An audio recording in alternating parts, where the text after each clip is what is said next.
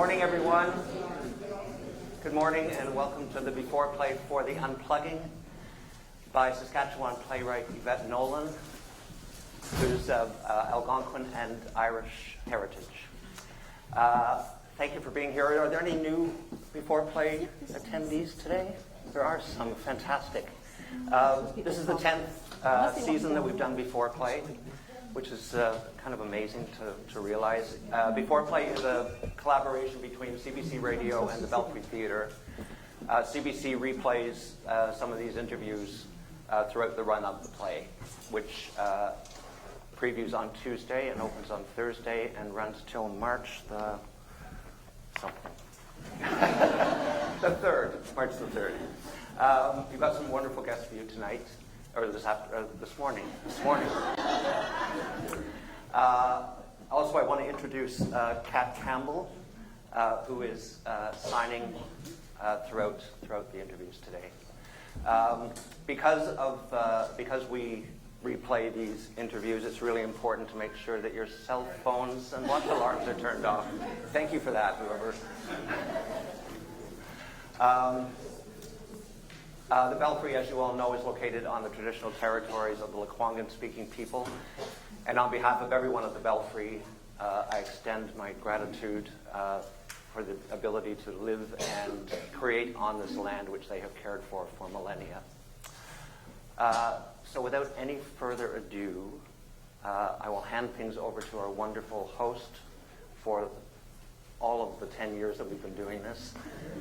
CBC's morning man and author of On Borrowed Time and a new novel that's launching in June called Radio Jet Lag, a novel.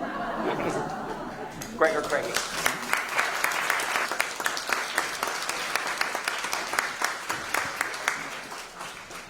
10 years and I still haven't figured out how to do that gracefully. It's nearly impossible for me. And in 10 years, I've somehow overtaken Michael handily in the gray hair department as well. I saw an old publicity photo and wasn't quite sure who it was for a moment. Well, our first guest is the director of this wonderful play that so many people in the city are excited to see right now. Reneltta Arluk is an Inuvialuit Dene Cree from the Northwest Territories. For nearly 2 decades, Reneltta has taken part in initiated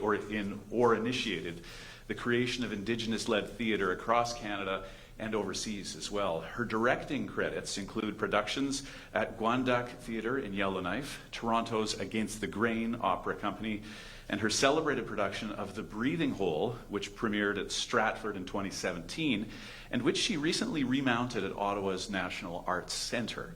While at Stratford, she received the Tyrone Guthrie Derek F. Mitchell Artistic Directors Award. Reneltta has extensive directing experience working within Indigenous communities across Canada. She's founder of Akpik Theatre, a professional Indigenous theatre company in Whitehorse, and is the former director of Indigenous Arts at the Banff Centre. Please give a warm Belfry welcome to Reneltta Arluk.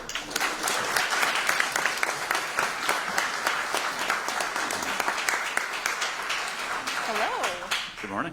How are you? I'm great. How are you? I'm well, thank you. On a busy weekend for Yes. you, of course. Yeah. I wonder if we can go back and you could tell us a bit about yourself. I understand you were raised by your grandparents on the trap line until you were school age, and that you credit that time with providing you the skills to become a multidisciplined artist. How so? When I was raised by my grandparents, it was a lot of pictures of me wearing snowsuits. Just different snowsuits in different, snowy environments.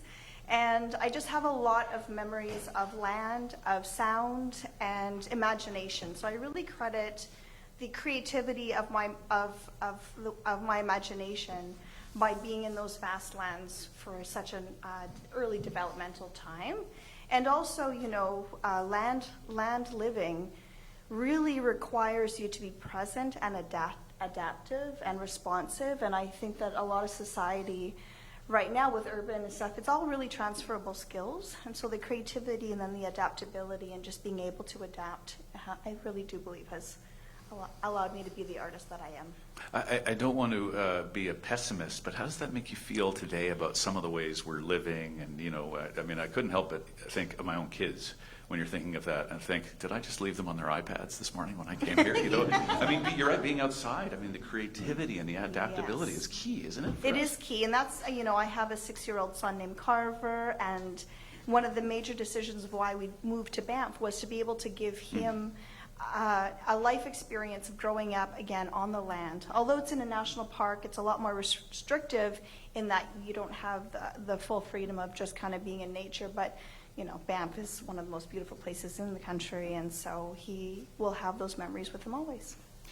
Now, many in today's audience will remember you as Emily Dictionary in the Belfry production of Thompson Highway's The Rez Sisters. Yeah. Did you make a transition from actor to director, or were you always just doing the two simultaneously? No, the directing, I think, was like the last part of my theater creative journey. I started as a storyteller, went into acting, but I was always a writer. I wrote poetry since I was in grade 2, and then kind of just kept the poetry, kept the writing. That became into a playwright. Then I became a producer of Act Pig Theater. So directing was like the last part of the journey that I was on. But when you start producing work, you already start envisioning the world. When you're writing the work, you envision the world, and so the directing kind of came last. Now, what about the unplugging? What can you tell us without giving away any spoilers about the play? It's joyful and it's hopeful. You know, we have a wonderful live composer, sound designer, Crystal Peterson, who's coming on, and this is a new what really inspired her part of the play is that during COVID, theater and music have been the most impacted.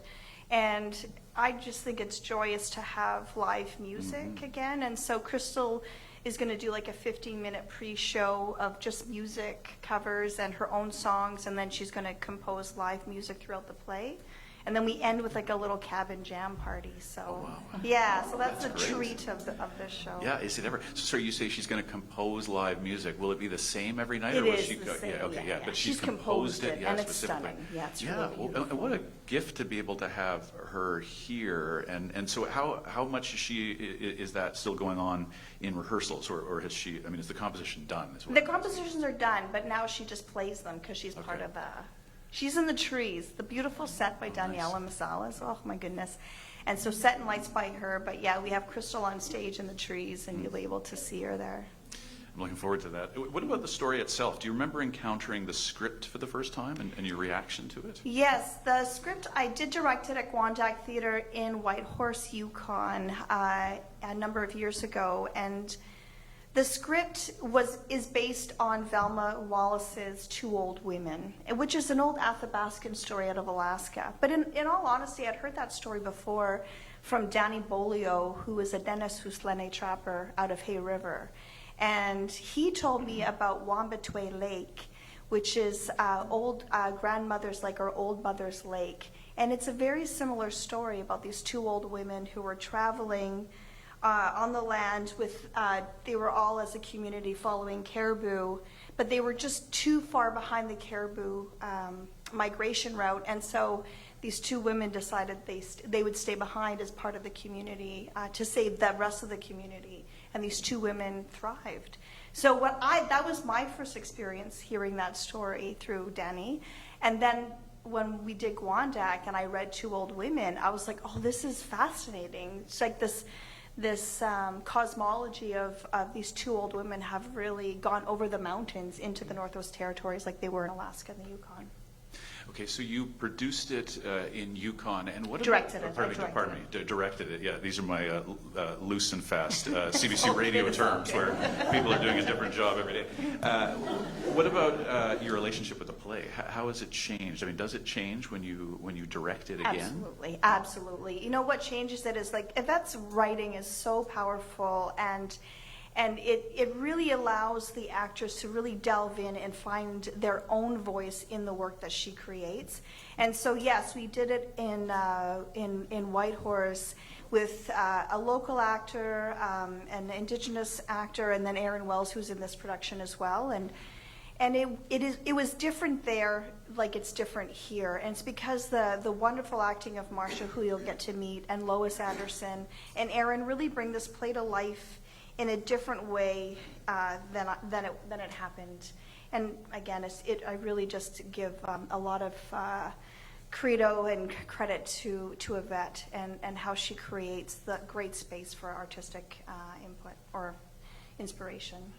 Does the location of the company and your audience make much difference? Because I can't help but think that, you know, Yukoners, for instance, would be more familiar with some of the things. Not that we are not capable of, Right. of receiving it, but I just wonder if it changes your approach. It does, at all. 100% it does. You know, we're working with Catherine Hahn, who's from here, lives here, and she's the costume designer.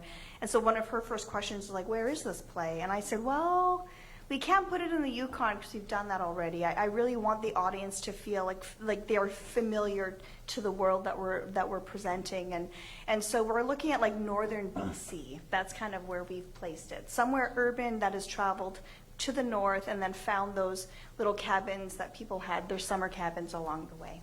Yeah. What do you hope audiences take away from it? You know, I purposely casted an Indigenous woman, a non-Indigenous woman, and an Indigenous male because I want the conversations to be about how can we find ourselves in community again? How can we look at reparation? How can we look, you know, reconciliation's a very hard concept, but to me it is really sitting down and having those opportunities to hear each other and communicate with each other. And this play it does that very, very well. It's about knowledge sharing, generational, it's about reparation and connection and communication, and of course connection to land. And when you pose that question, how can we be in community again? Does it? I mean, when you watch this or read the story or see it, is it a good model for you? It's subtle, right? Yeah. Like that's the other beautiful thing about Yvette's writing is that it's not in your face. It draws you in, it invites you in to kind of listen to into those. So what we've really created in this world, this cabin, this beautiful cabin, is that we've created an opportunity for audience to just listen and witness. I wonder if I can ask you finally about theater in general and reconciliation, because you mentioned how it's difficult. You've been at this for, did I say 20 years? Yeah. Did I get that right? Yeah, I wonder how you've seen theater play a role in your view and what maybe it's done in a It's faithful changed, way. it has changed. I mean, I started as a storyteller. I had no theater training. I came from a small community in the Northwest Territories, like a community of 1,100. You know, my mother is a residential school survivor. My grandmother's a day home survivor. You know, the opportunities for westernized training was just not an option for me. I never got to take ballet. I never got to take drama, piano lessons, nothing. And it wasn't until I was in like 19 or 20 that I really started finding my artistic voice. And it was really as a call to action. It was a way to keep culture living and how can I keep my culture thriving. And so, you know, when we think about theater as a westernized model, it's just changed more. There's more opportunity to have these conversations than when I first started. And, you know, and I know people have been doing this a lot longer than I have. But yeah, we're doorbusters for sure. Well, we're glad to have you here. Thank you, Reneltta, and at B4Play as well. Thank you for doing this. Absolutely. Kwiyami, Thank you. how's the show?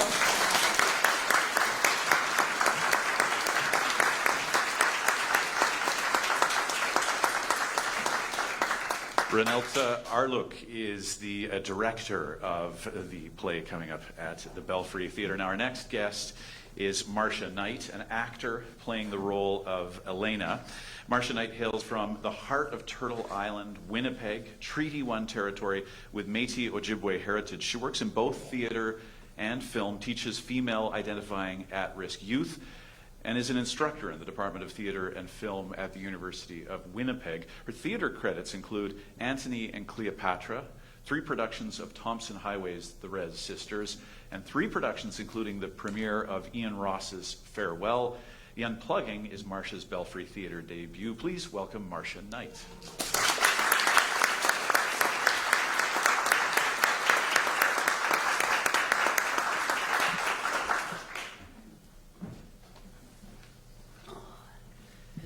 Hello. Good morning. Good morning. Thanks Good morning, everybody. Do you remember the first play you ever saw before we get to the Unplugging? Can you take us way back? It actually is very way back. I'll try not to be too long-winded on this one. When I was in high school, and I'm sure many people remember the series, Alex Haley's series, Roots. And I was in high school at the time, and our English teacher decided that that would be a good English project for us. And so as part of seeing the series, she also wanted us to see theater and see these plays that are about storytelling and about foundations and all of that, because his story was very much one of storytelling through the generations, right? And so I went to see this play, but and my dad was giving me the directions on how to get to the theater. And so there I am driving, and all of a sudden I'm thinking I'm getting lost. And I know that there's this bridge in Winnipeg, and if you go over this bridge, and back in those early years, I'm like, I won't know how to get turned around and get back. And I just turned off, and I don't know where I turned. I have no idea. And I thought, I'm just going to go home. I have no idea where I am. And all of a sudden, there's the theater house there. And I went, oh, okay. So I park, and I go inside, and I go up to, and it's the Royal Manitoba Theatre Centre, the big one in Winnipeg, right? And I get settled into the balcony, and it's all dark and everything. And I'm looking around, all of a sudden the curtain goes up. And I had this overwhelming feeling inside of me, and I thought, you belong there. Oh, wow. Yeah. Don't ask me what play it was. I have no idea. But I just had this feeling, yeah. That was the first play I ever saw. That's an amazing moment. Yeah. It was, yeah. Kind of a gift in a way to have such clarity about something in life. Yeah, it was like one of those, domino effect things, because like I could have turned around, I could have gone back home. The teacher didn't have to make that assignment, all these things, right? And it's just all these cards ended up lining up perfectly for me to say, for you. Yeah.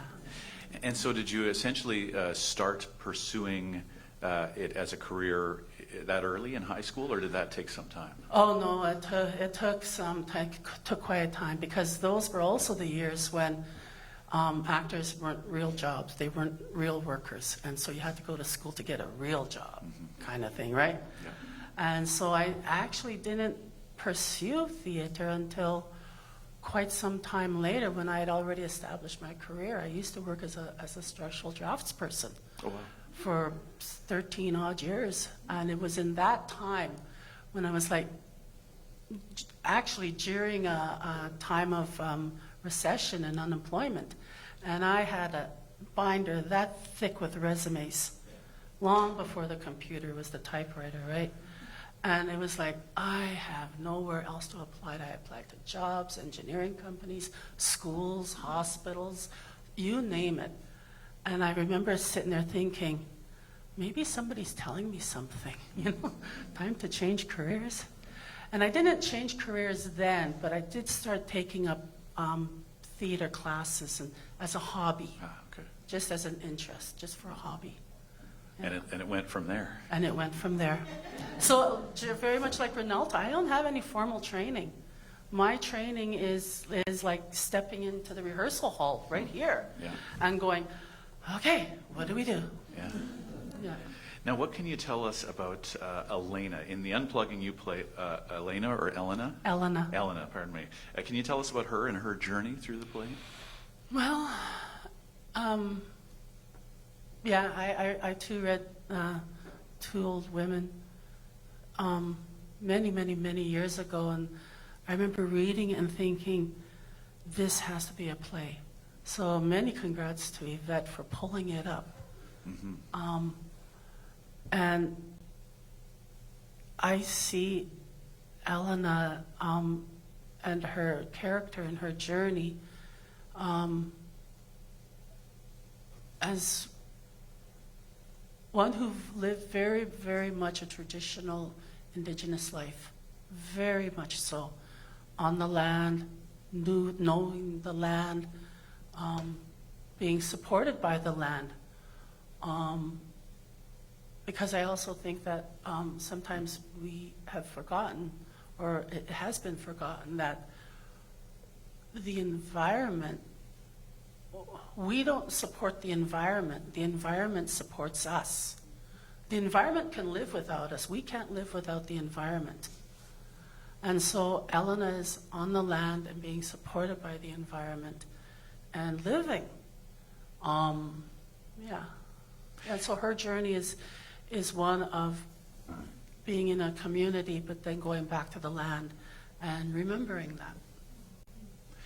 I wonder what you draw upon to portray her. I mean, and this would be a question, no matter who you're portraying. But do you think of people in your own life who you've known, or are you just is it she is imaginary and you become her? Or how do you portray her? It's a bit of both. It's a bit of both. Every once in a while, like especially early on when I was starting out, I'd have very like. In the early, like I said, because I didn't have any training, I didn't know how to go through this rehearsal process. And some of the first plays that I did, sometimes I would come across a line that I would have a very hard time saying. And it was because for the actor, I was having a hard time saying it, because as the person, it was like, that's really hitting home to something. Yeah. And so once you get through that and accept it, then it's like, hey, it just flows right out. Yeah. And it was a line about never wanting to be poor. Huh. And so I remember thinking, I don't ever want to be that poor ever again. Yeah. And it was in reference to being poor in a play. Yeah. But you accepted it. You're not Yeah. blocking it out. You're Exactly. accepting it. Yeah. That's interesting. And it's a very, very powerful process. Yeah. And it's a good thing, too, because it's like, it makes the person richer. It really does. It's like stepping into that freedom. That's interesting. So your characters make you richer. Oh, for sure. As you learn more about them. For and sure, portray them on stage. because you learn about who the character is, and then you learn about people. And it's like, and it's like Aaron has said many times in the rehearsal process, he'll come across and all of a sudden he'll go, oh yeah, I can hear the auntie saying that right now. Oh,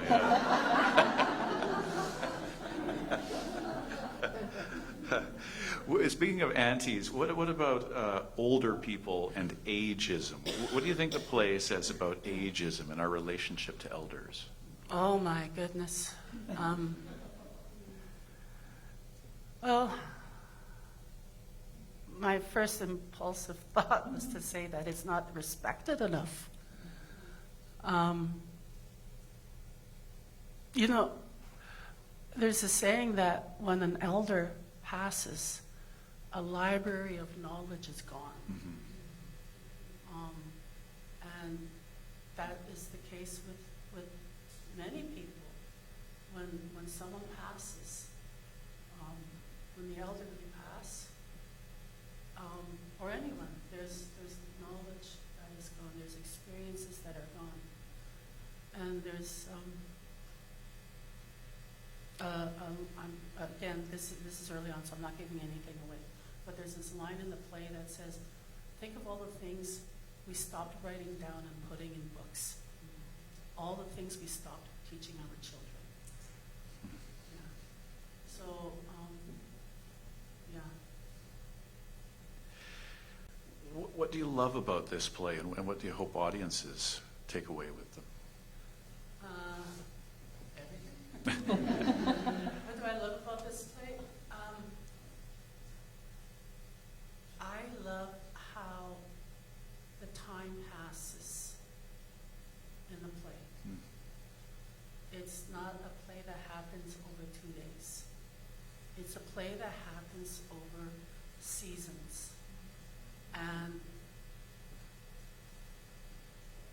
the change that can happen to people over seasons is powerful. Like when we think back about what we've gone through ourselves over the last, 6 months, or through the pandemic, there's been many, many, many changes, both externally and within ourselves.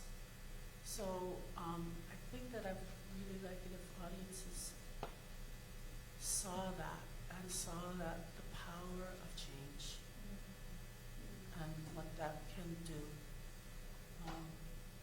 And then the relationship to the land. Yeah, and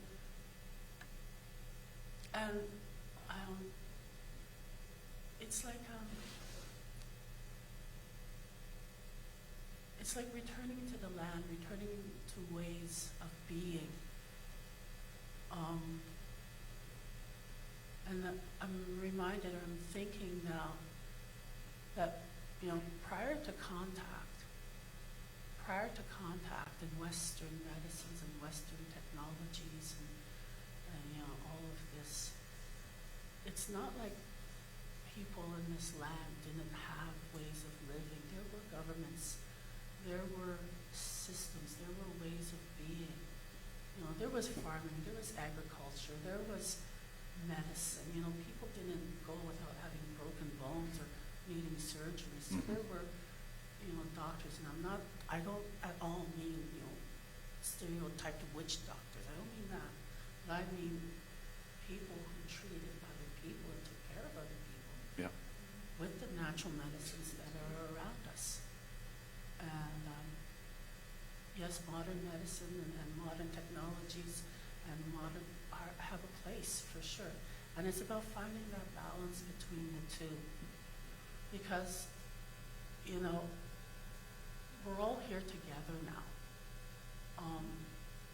And we can't ever go back, but that doesn't mean we should forget about how ways have been. Marsha, it's great to meet you, and really appreciate you taking this time, too, on such a busy weekend. Thank you very much. Thank you to all of you.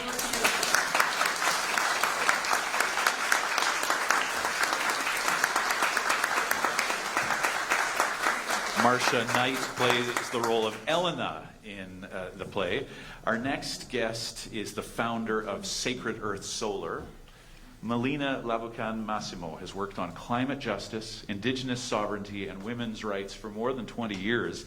Melina is Laboucan Cree from northern Alberta. She's the founder of Sacred Earth Solar, as I mentioned, and co-founder and senior director at Indigenous Climate Action. Melina is the inaugural fellow at the David Suzuki Foundation, where her research focused on climate change, Indigenous knowledge, and renewable energy. She's the host of a new TV series called Power to the People, which profiles renewable energy in Indigenous communities. In 2021, she was named one of the 26 climate champions in Canada by the Canada Climate Law Initiative. She's also been recognized for her work throughout the years, being profiled and named as a social and climate justice influencer in Global Citizen, Elle Magazine, Chatelaine, Flair, CBC, 350.org, and Refinery 29. And she received the Canadian Eco Hero Award in 2019 by Planet in Focus. Please give a warm welcome to Melina Laboucan-Massimo.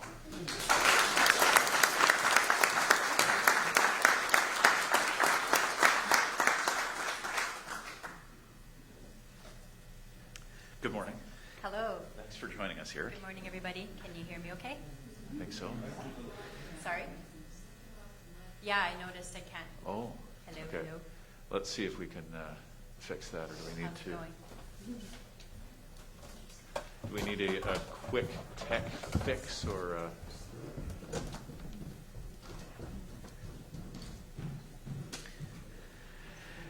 If this was live radio, we would hit play on a bit of instrumental guitar, you know, the technical fault music.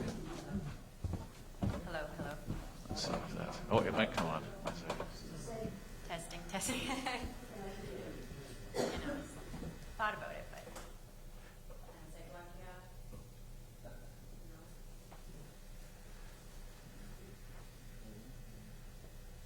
Okay.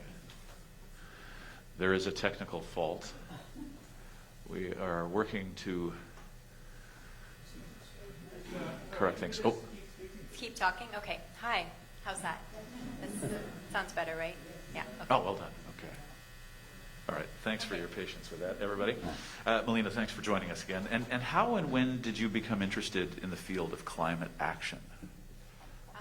For me, it started actually at a pretty young age because I was from a community that had a blockade in 1988. I was 7, and we were out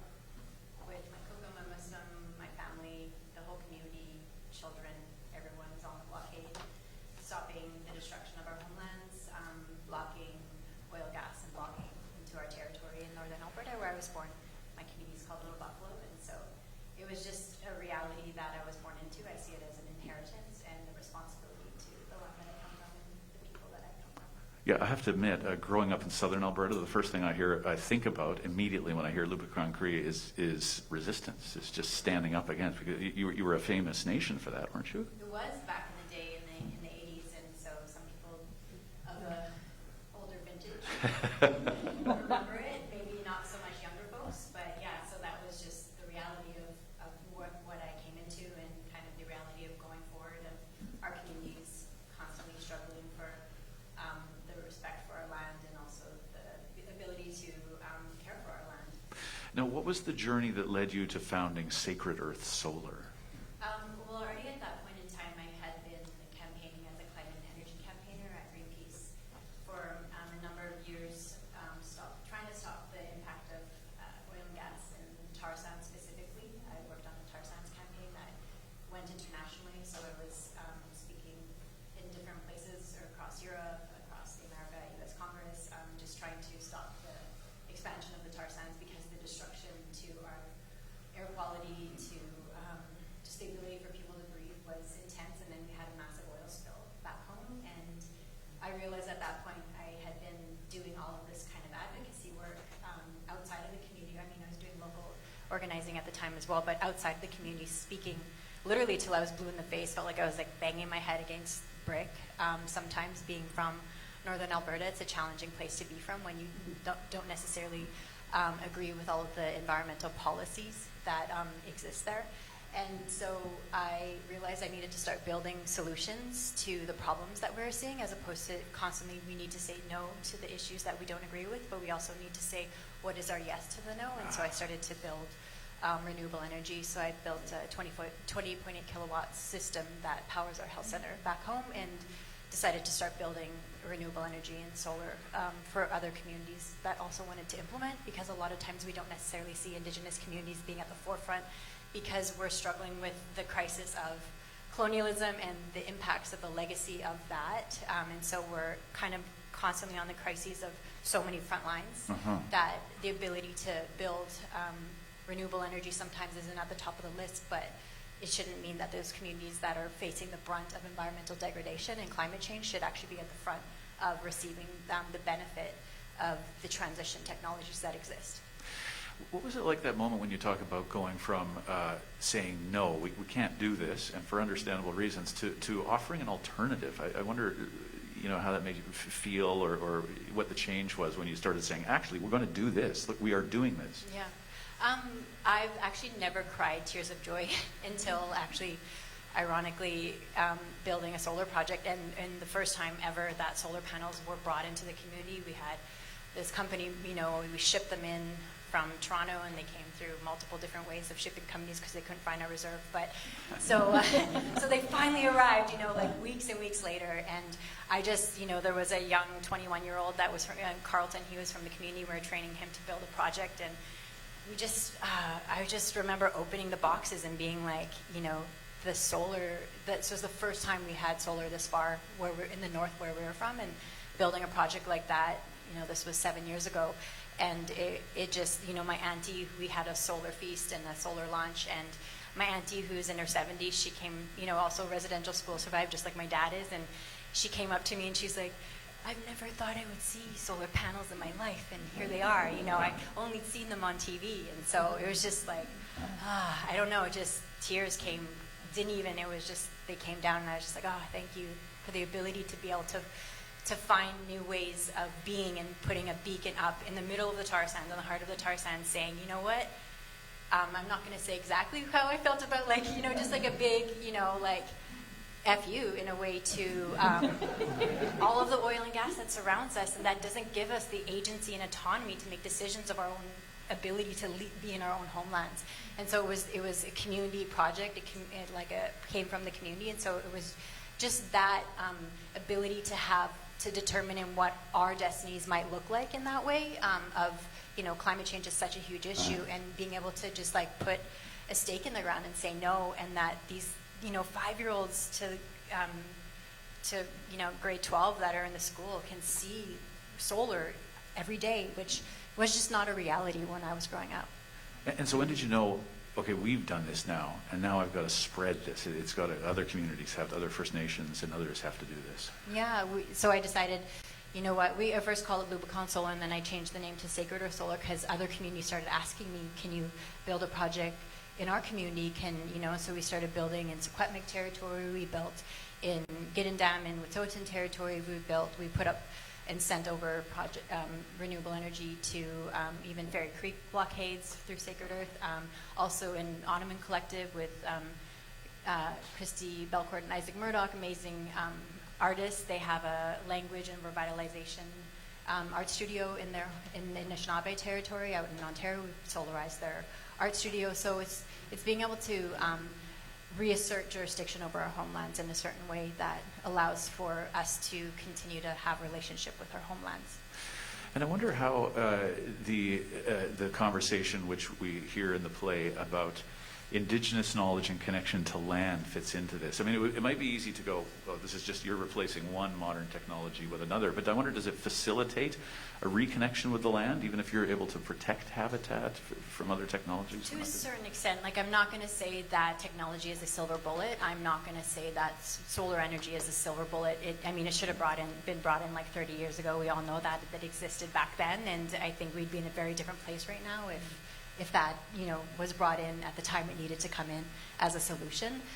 But I think right now, when we reduce our greenhouse gas emissions, yes, that is, when we stop, we're stopping fossil fuel projects in their tracks. Yes, that does help abate the climate crisis. But also,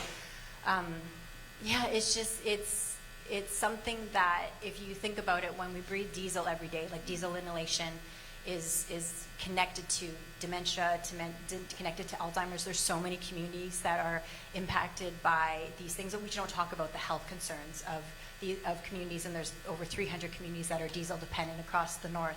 And my community is propane dependent, and there's these things that communities that are bringing harm to communities. And so when we transition and we use transition technologies, it reduces the immediate harm, not only to human health and then also to the climate crisis, because we're not constantly, releasing carbon into the atmosphere and GHG emissions. So there's a multitude of benefits, but then it's just, I grew up, going on the horse and wagon with my kukum and husum, and I still crave that quiet. I still crave that silence all the time, and it's like when it's too loud, I get agitated. And so when generators are constantly making noise, you can't think. You can't, and so when Christy, for example, when Christy and Isaac contacted me and they're just like, the generators are going all the time, we're trying to paint and teach our language and bring intergenerational learning in our camp, and yet there's just this constant noise, and so you can't hear the birds, you can't hear, and so it's just trying to bring a way of allowing people to reconnect back to their homelands. So you clearly have a mind on the future about doing things better when it comes to energy and how that can affect people. What do you see the role of the traditional connection to the land in the future? How important will that be in the years ahead? I mean, it's something that keeps me awake at night, and I think this play is like point in case, because when the power turns off, it's not going to go well, I don't think. I'm not going to sugarcoat it. And if you don't have the skill sets that my dad has as a child that was raised in the bush, hidden for the first 10 years of his life from the Indian agents that came and took all the rest of the children away, there's these skill sets that this generation has that I even have not had the privilege of learning, because we were brought to school to get higher education and all these things that our parents did to try to ensure that I could go to university and I could come back and help support the community in a different way.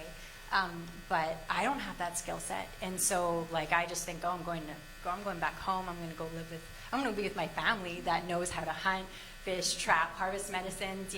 I only know a fragment of what we say chapan. So my great-great-grandparents, who my dad talks about, my chapan was, and the same thing. We didn't call it. We say medicine person maybe, and whatever the exact translation is.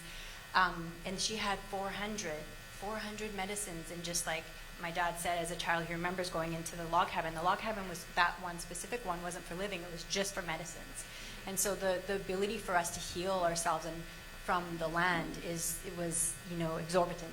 And so the loss of that is huge, you know, because now for me, I know like a handful of ways how to harvest medicines, the way that my dad taught me, and my cook'em, you know, was tragically passed away from tuberculosis, and she was a language keeper. She didn't speak English. This is my grandmother, Cook'em's grandmother. But so there's such a loss. It's like a library. You know, a library is lost when our elders pass, and so it's a huge thing. It's something that I don't think I'll ever get over. You know, because I still had a relationship with her, but I didn't learn all the things that I needed to as somebody that needed to have that intergenerational learning because of colonialism and residential schools. It just rips the social fabric, and so we're trying to fix all these things on so many different levels and facets. You know, we try to protect the environment, climate, language, you know, culture, all of the things, the homelands. It's such a big job for so many of us, and that's why we see so many women and Indigenous men so busy all the time. I was just going to say, it's overwhelming, isn't it? You're worrying about the future, you're desperately trying to improve things, and then you're trying to save the past and cultural knowledge and those libraries one by one. Yeah, it is an overwhelming job, and I think that is the overwhelm that most Indigenous young people and all generations, I think, feel that overwhelm, because you know how much is being quote-unquote lost and how much we need to reclaim. And I wouldn't say things are lost, but you definitely have to work very hard to reclaim, to ensure that they aren't, you know, like our language speakers are passing down the language and the cultural traditions, if you want to call it that, you know, the customs of our people, and a lot of times that's not happening at the same rate that it was for the 150 years when it was illegal or prohibited. So can I ask you finally, with all of that, what gives you hope? And I really don't ask it to wash that away. I'm not trying to, you know, say, well, there's no issues. Clearly, huge struggles. How do you keep going and find inspiration and hope for the future? I mean, it depends on the day that you ask me. Some days are better than others. I think for me, what gives me hope is restoration, healing.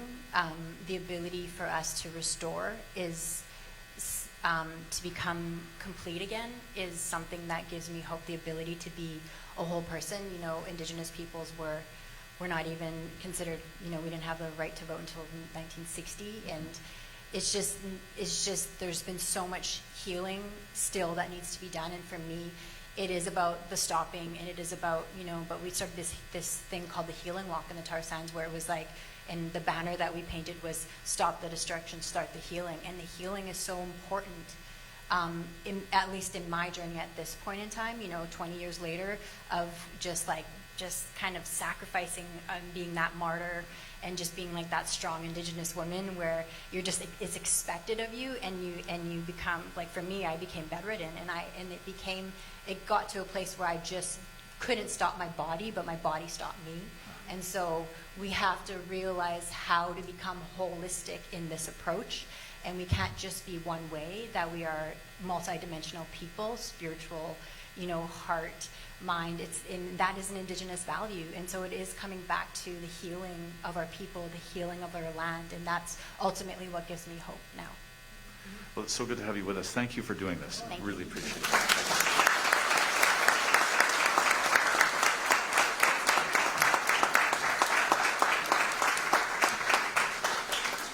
Melina Laboucan-Massimo is founder of Sacred Earth Solar. Our final guest at B4Play today is Brendan Dacontie, founder of the Indigenous technology company Ursa Creative. Brendan is Algonquin Anishinaabe from Kitigan Zibi Anishinaabeg. He is classically trained pianist, a tabletop games player, and a student of history. He studied business administration and began his career working in Indigenous nonprofits, including the Friendship Center movement. Please welcome Brendan Dacontie to B4Play.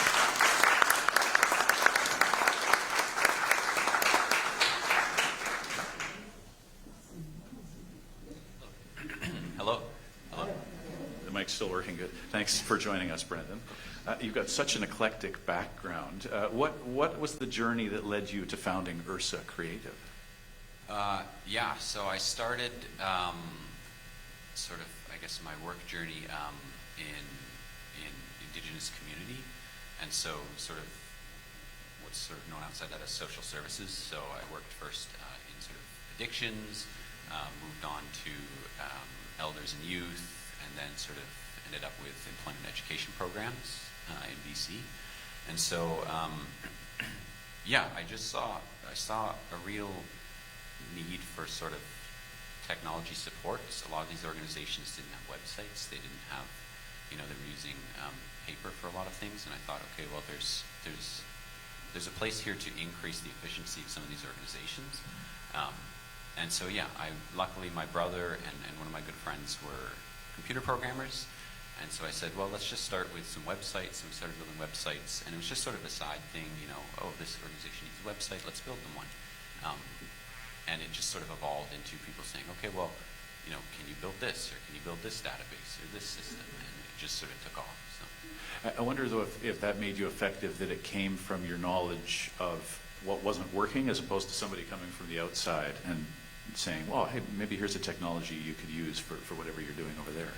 Yeah, I think one of the strengths we have is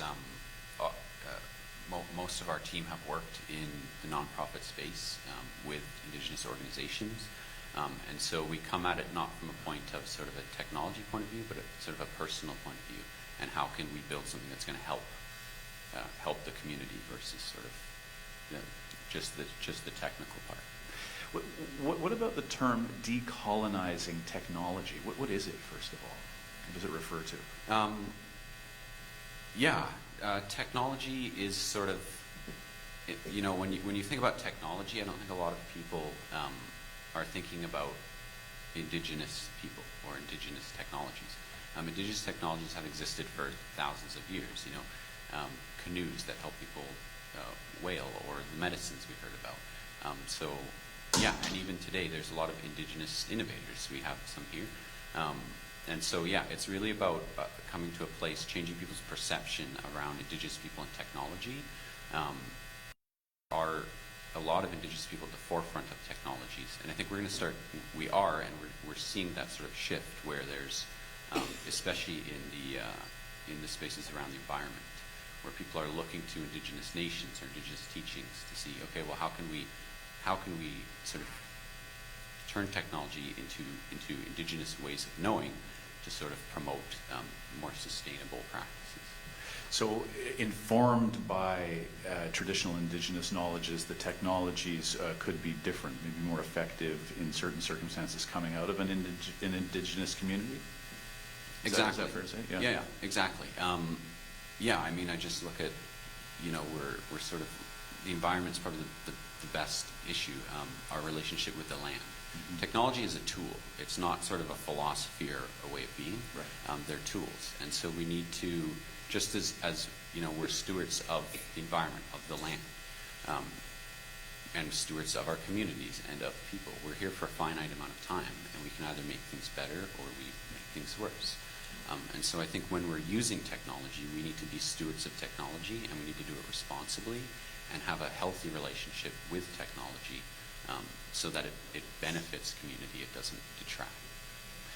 I appreciate what you said earlier. There's that perception, that misconception that technology and Indigenous communities aren't a natural fit, in spite of all that evidence to the contrary. Do you come across that, or have you come across that?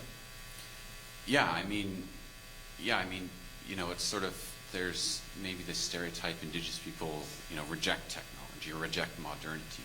I don't think that's quite true. I think it's that we're trying to find a way to coexist and to sustainably and responsibly use technology, to help our communities and to help the people coming after us and to honor the people coming before us. So that's how I look at it. It's not so much, these aren't conflicting things. These are things that we need to reconcile and sort of move in the same direction with. That's so interesting, and I'm just catching up with you here, Brendan, but you're right. Often we see it as an either-or thing, don't we? Yeah. It's either technology or you reject that and live a natural life, but it doesn't have to be that stark, does it? No. I think about, local nation, the Sioux Nation, for example. They've gone completely solar. Mm-hmm. So they heat their water with solar, and they have all their power is solar, and they're actually selling some back to BC Hydro. And so they're generating revenue for their community, but also one of the reasons they did that was not just an economic reason, but it was for stewardship. It's so, okay, well, we don't want to be harming the land for the people coming after us. And so they're using technology, and it's not sort of, it doesn't conflict with Indigenous ways of being. It supports it. And so those are the technologies we want to support. And those are a lot of the technologies that Indigenous people are involved in and are sort of pushing forward and innovating with. You've got what sounds like an innovative program at Ursa Creative called Elders Tech Time. Can you talk about that? What is it and why it's important? Yeah, that's one of our favorite programs. It started about 6 months before COVID. We partnered with the Victoria Native Friendship Center, and we started. I just happened to be in there, and I was talking to the elders coordinator, a dear friend of mine, Lisa Mercure, and an elder came in and said, "Oh, Lisa, I'm having trouble with my phone. I don't know how this works." And so she said, "Oh, well, here's Brendan. He's a technology person. He'll help you out." And so I did, and then another elder came in and said, "Oh, I'm having a similar problem." So I helped them, and then he mentioned, "Oh, I'm having a problem with my laptop. I can't get in." And so I said, "Oh, well, I'll be here in 2 weeks anyway, so bring it in on this day, and we'll get you sorted." And of course, he told some other elders, and a bunch of elders. And so we turned it into a formal program where we go twice a month, and we just, it's just drop in, drop out. Elders come. We've started sort of a youth one too. It's a little different, just sort of with how youth deal with technology versus sort of elders. But it really grew. The elders, at first it started, well, how do I take a picture of my grandkid and send it to someone else? But it evolved, and they started getting on Zoom, and they started using Zoom for teaching languages, and they started using different technologies. Okay, well, how do I connect with this elder? Well, I've lost touch with this person. How do I do that? Well, I want to research more about my community pre-contact. How do I do that? And so when COVID hit, the first group at the Victoria Native Friendship Center to go online were the elders. They ahead of the youth team, ahead of management, they were right there. And so they were. My favorite story is. They started up a bingo during the pandemic, just to stay connected,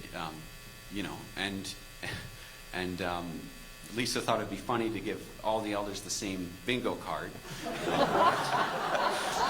and we were like, well, they take it a little seriously. I don't know if that's a good idea. And of course, we're just going, and then 40 elders shout bingo at the same time. And they laugh for 20, 30 minutes. It's still a story. Remember that bingo game when everyone was? But yeah, there's sort of that and avoiding elders' isolation. But then on another note, it's they're teaching languages. They have a really strong language program there. And so, being able just to assist in that, and that they could continue doing that during COVID, and people who maybe are in their home communities can now come in and teach, or the other way around. I think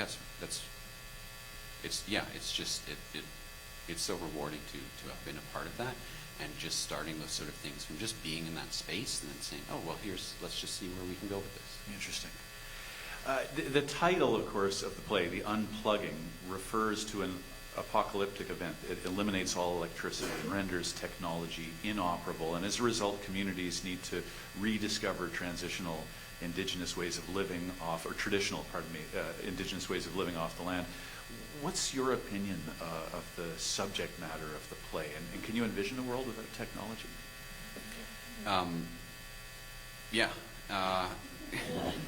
I love the idea. I think it's something we don't really think about, how reliant everything is on technology. And when I'm saying technology, I mean sort of modern electronic style technology versus I always think about an elder who uses she uses a certain tool. I think it's for roofing or something. It has 2 hooks, and she uses that to help her weed cedar. And she said, "Oh, well, it helps me because I have arthritis in my fingers, and so I don't need to." And so technically, that's a technology. Mm-hmm. But yeah, modern technology, it isn't really even something I thought about, like, well, what if it was all gone, or what if it went away? And I think that's a really exciting topic. I just think of my own house. I use an electronic key fob to get into my apartment. I wouldn't even be able to get in my own home. So, it's definitely something I think we're very reliant on. And understanding our relationship with that, I don't think we think about that enough. In terms of a world without technology, I think I can imagine it. And that's because, we all lived a time before there was sort of modern technology. Indigenous people had complex systems of government and complex systems of economics and trade. That all did exist pre-contact. And I think Indigenous people would probably be some of the first to be able to transition out of it because of those ways of being that have survived. And those ways of being have survived colonialism and residential schools, and they've survived the Indian Act, and they're still here. So they are clearly strong, and they're clearly valuable, and they clearly work, because they would not still be here if they didn't. And so, I try to think. I'm thinking about that a lot more ever since learning about the unplugging. Mm-hmm. And even though I'm not predicting apocalypse, I mean, maybe that just reinforces the need to hold on to traditions and old ways in the future, do you think? I think it's so important. At the end of the day, again, we're stewards. We're here for a finite amount of time. It's hard, but I think sometimes we need to stop. We need to think about, okay, well, what is my relationship with the land? What is my relationship with technology? What is my relationship with other people, other communities? I think it's important to think, okay, well, if everything stopped, what am I doing? What's important to me? And so my first thought after, I won't be able to get home, was well, how would I contact my uncle or my aunt who are back in my home community? And I just think of what was said earlier. There's so many teachings that I don't have. I haven't had the privilege of learning that are maybe being forgotten or sort of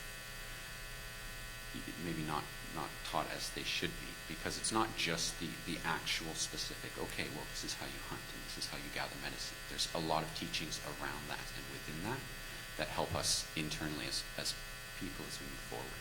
So I think that's a lot of the importance of it. It's not just the tactile thing that happens. Brendan, so great to have you with us for this conversation. You've added so much. Thank you very much. Thank you so much much for joining us.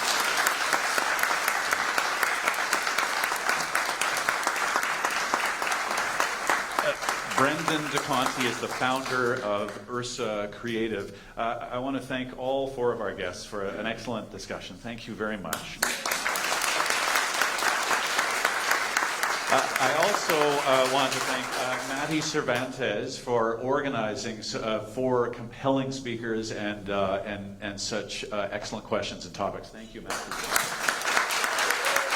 And thank you all for coming, and just the usual reminder, the box office is open on the way out the doors.